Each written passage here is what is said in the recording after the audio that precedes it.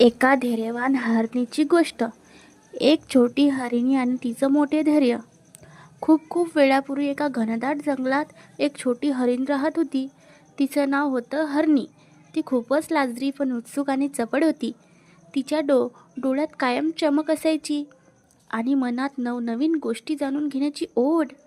आई नेहमी तिला सांगायची, हरणी, जंगल सुंदर आहे, पण खबरदारी घ्यायला विसरू नकोस हां. एके दिवशी हरणी खेळता खेळता थोडी दूर निघून गेली.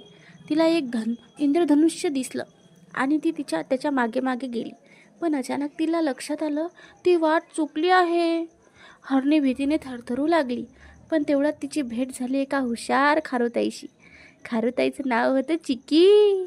चिकी म्हणाली, घाबरू नकोस हरणी, मी तुला परत तुझ्या आईकडे नेईल.